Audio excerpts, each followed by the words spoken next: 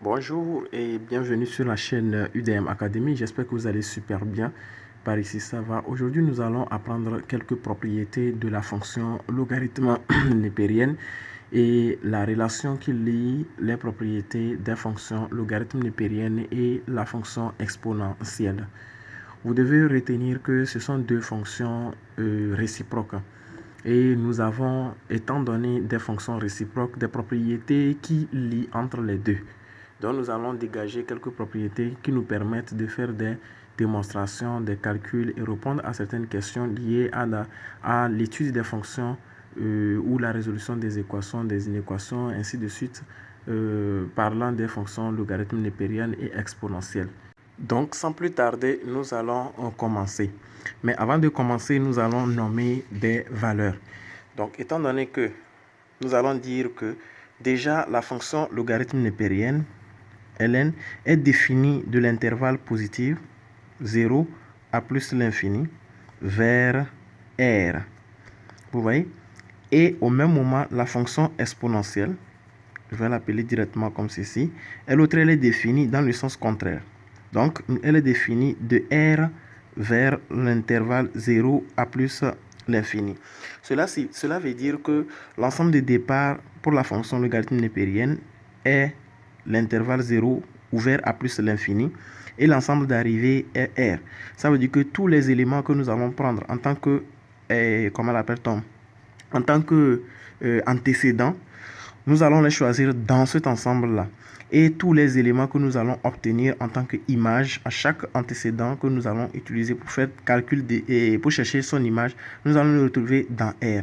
Donc, pareil également pour la fonction exponentielle. C'est pourquoi on dit que quel que soit x éléments de R, expo x est toujours positive.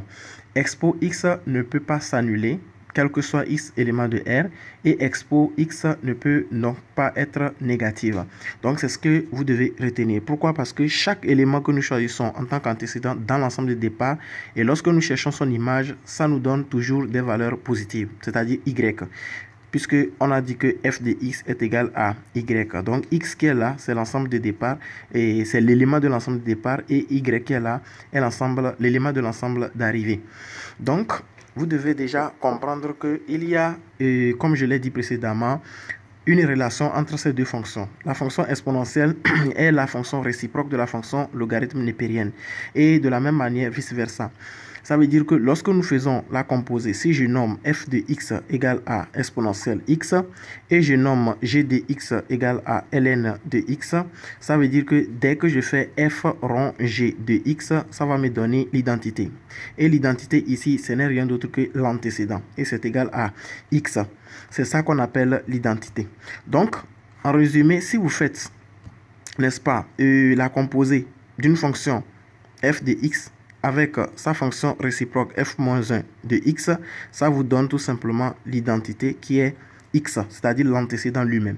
Un exemple, si je fais f de x, parfait, f rond f-1 de 3, ça me donne 3. Vous voyez? Donc si f de x a pour f-1 de x comme fonction réciproque, si vous calculez f rond f moins 1 de l'antécédent qui est x, que nous allons nommer 3 ici, ça va donner tout simplement l'identité qui est 3. Donc c'est ce que nous sommes en train de dire. Donc ce sont des informations que vous devez déjà retenir. Maintenant, lorsque nous revenons sur les relations des propriétés, vous allez voir que je nomme soit A et B des valeurs positives. D'accord? Et si nous pouvons déjà énumérer quelques relations, quelques propriétés, si nous avons ln de A multiplié par B, ça va nous donner ln de A plus ln de B. Ce sont des propriétés. D'accord? Si nous avons ln de A divisé par B, cela va donner ln de A moins ln de B. Ce sont des propriétés à retenir. Je peux mettre ça dans les parenthèses, il n'y a pas de souci. Oui. Donc, également, si nous avons n, un entier naturel, bien évidemment non nul, on peut le dire. Si nous avons ln de a à la puissance n, cela va donner n ln de a. Vous voyez? De la même manière, si nous avons aussi des propriétés pour la résolution des équations, des inéquations, je pense que j'ai déjà fait une vidéo parlant de ça, mais nous allons les rappeler ici. Nous avons aussi, si nous avons ln de A égale à ln de B, ça équivaut, d'accord, à A égale à B. Ça équivaut à A égale à B. C'est très important. De la même manière, si nous avons A égale à B, bien évidemment des valeurs positives, ln de A égale à ln de B. Ça, c'est possible. Donc, c'est dans le sens contraire. C'est aller et retour. Donc, ici, nous avons déjà précisé que A et B sont des valeurs positives. C'est très important. De la même manière, pour les inéquations, si nous avons ln de A inférieur à ln de B, cela équivaut aussi à A inférieur à B. Ce sont des propriétés qui nous permettront de résoudre les équations et des inéquations dont nous allons trouver des exercices dans les futures vidéos pour pouvoir les traiter. Pareil aussi pour la supériorité. Si nous avons ln de A supérieur à ln de B, d'accord, je peux mettre ça dans les parenthèses, hein, il n'y a pas de problème. Il n'y a pas de problème. Donc, cela équivaut aussi à quoi? A supérieur à B. Donc, voilà un peu quelques propriétés que nous sommes en train de énumérer. Il faut aussi retenir que dès que nous avons parlé de la réciprocité, n'est-ce pas, des deux fonctions, c'est-à-dire la fonction exponentielle et la fonction logarithme népérienne, nous pouvons donc dire que quoi?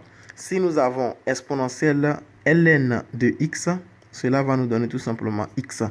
Pourquoi? Parce que c'est la composée de la fonction exponentielle et la fonction logarithme népérien. Et comme elles sont des fonctions réciproques, nous l'avons dit tout de suite que lorsque nous faisons la composée d'une fonction et sa fonction réciproque, ça donne l'identité. Donc l'identité ici c'est x. Donc ça donne x. De la même manière aussi, si nous avons ln de exponentielle i, c'est toujours la composée. Cette fois-ci de ln par rapport à exponentielle. Donc cela donne toujours x. C'est très important de retenir ces propriétés-là. Et lorsque j'étais en train de parler de la composée, vous allez voir que si je parle de f rangé, ça veut dire f rangé de x, ce n'est rien d'autre que f de g de x. Vous voyez? Donc si je prends f de x égale à ln de x par exemple, et je prends g de x égale à exponentielle x, si je parle de f rangé de x, ça veut dire que je suis en train de chercher l'image de la fonction g de x par la fonction f de x. Donc c'est encore égal à quoi? F de x, je l'écris d'abord. F de x c'est ln de x. Et comme c'est l'image que je cherche, donc je dirais facteur de quoi? De exponentielle de x, tout simplement. C'est pourquoi ça nous donne tout simplement x. Autrement dit, ln de expo x qui donne x. C'est ça ici. Vous voyez? Pareil aussi pour la fonction, la composée avec g de x. Donc voilà un peu quelques propriétés dont nous pouvons, n'est-ce pas, assimiler, très important, nous permettant de traiter des exercices dans la suite. On se retrouve donc dans la prochaine vidéo pour la résolution de quelques exercices liés à ces propriétés-là.